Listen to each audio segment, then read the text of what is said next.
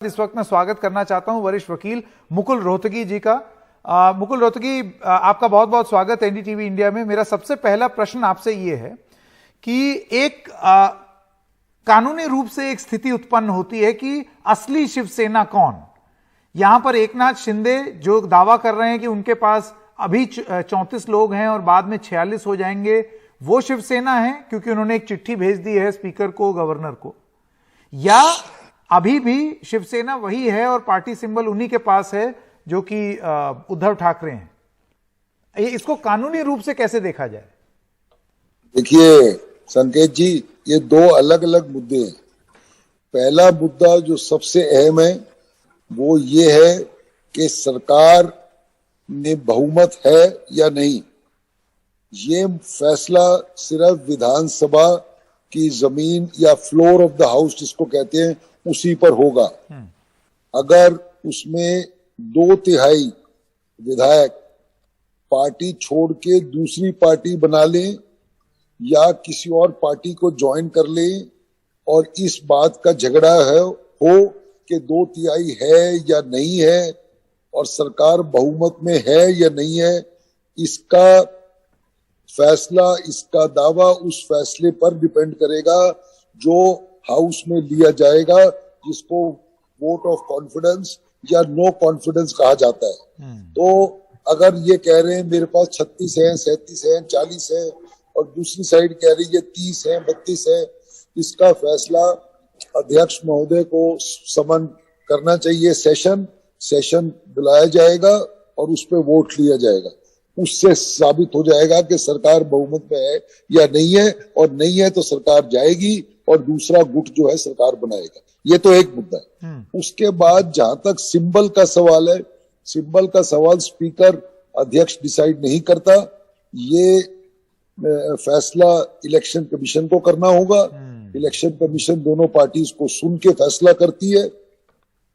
मैंने एआईडीएमके और डीएमके का केस किया था, इलेक्शन कमीशन ने फैसला किया, वो फैसला हाई कोर्ट ने बरकरार किया और सुप्रीम कोर्ट ने बरकरार किया। तो ये फैसला वहां जाएगा, उसमें टाइम लगता है, लेकिन सरकार का बहुमत है या नहीं ये डिले नहीं किया जा सकता। इसका फैसला इमीडिएटली होना होगा क्योंकि ये अनसर्टेनिटी और टर्मोइल नहीं चल सकता। नहीं, ये मुकुल जी मैं इसलिए सवाल पूछ रहा हूं क्योंकि आप देखिए समन किया गया विधायकों को कि वो आए, और अगर वो नहीं आते हैं तो उसके बाद उनको सस्पेंड किया जा सकता है, ऐसा बात की गई एक चिट्ठी में। वहां जो बागी विधायक हैं उनका ये कहना है कि आप कौन होते हैं हमें समन करने वाले, क्योंकि अब तो हम असली शिवसेना है। अब इस चीज का फैसला कहां होगा? इसका फैसला देखिए, इसका पहलू वही है, फैसला विधानसभा में ही होगा। सिंपल बात यह है, अध्यक्ष को सेशन बुलाना चाहिए। अगर ये 36-37 लोगों ने चिट्ठी दी है गवर्नर को कि भाई हम उस पार्टी को छोड़ रहे हैं, हम कहीं और जा रहे हैं, या हम रियल पार्टी है, जो भी है, तो इसमें अगर तोड़ मोड़ है तो गवर्नर बोले स्पीकर को या स्पीकर खुद सेशन बुलाए, उस सेशन में फैसला हो जाएगा सरकार है नहीं है। अगर ये 37 चले गए और ये बोलते हैं ये शिवसेना है, ये दूसरी शिवसेना है, फैक्ट ये है कि बहुमत है या नहीं है, इसका फैसला हो जाएगा। सिंबल का फैसला होता रहेगा, उसमें कोई ऐसी बात। तो आपके हिसाब से सबसे महत्वपूर्ण फैसला कि सरकार के पास बहुमत है या नहीं, ये फ्लोर ऑफ द हाउस में होगा। ये हमने कर्नाटक के मामले में भी देखा, ये हमने मध्य प्रदेश में भी देखा, सब जगह देखा कि ये देखिए कर्नाटक और मध्य प्रदेश में मैं ही वकील था सुप्रीम कोर्ट में। हाँ बिल्कुल, आपको याद होगा कि कर्नाटक में जो स्पीकर था उन्होंने पहले सेशन नहीं बुलाया, उसके बाद एक्सपल्शन करी, सो दैट एक्सपल्शन की वजह से वो उनको हटा दिया गया विधायकों को हाउस से। ये सब पैंतरेबाजी चली, फाइनली सुप्रीम कोर्ट में होने की वजह से वो मामला सॉल्व हुआ। मध्य प्रदेश में भी यही हुआ, सुप्रीम कोर्ट में मामला गया और फाइनली वहां पर भी सेशन बुलाया गया।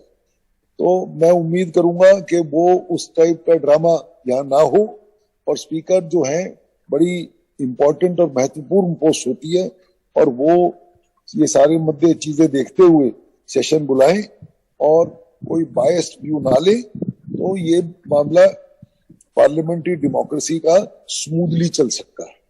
ये होना चाहिए। ये बड़ी बात कह रहे हैं कि अब ये स्पीकर के अधीन होता है। महाराष्ट्र विधानसभा में ये है कि स्पीकर ही नहीं है, वहां तो डिप्टी स्पीकर है एनसीपी का।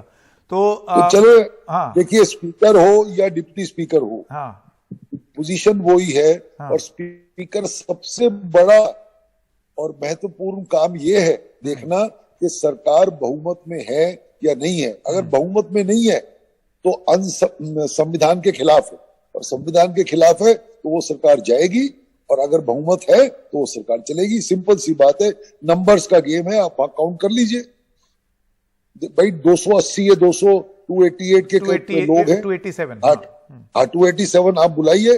287 में आप फैसला कर लीजिए कि आधे से ज्यादा कहां पे है या आधे से ज्यादा कहां पे नहीं है, खत्म, सिंपल। सो उस बेसिस पे सरकार बहुमत रहेगी या नहीं रहेगी। हाँ, उसके बाद एंटी डिफेक्शन का इशू अराइज होता है। हाँ, एंटी डिफेक्शन में 2/3 चाहिए, वो सेकंड इशू है। और थर्ड इशू होगा इलेक्शन सिंबल का, पार्टी के सिंबल का। तो ये 3 अलग अलग मुद्दे हैं।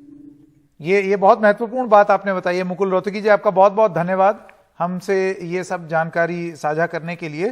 कि सबसे पहली चीज तो है नंबर की गणित, और वो स्पीकर के अधीन आता है, यानी कि विधानमंडल, विधान परिषद के अंदर, विधानसभा के अंदर इसको तय किया जाएगा कि आपके पास आंकड़े हैं या नहीं।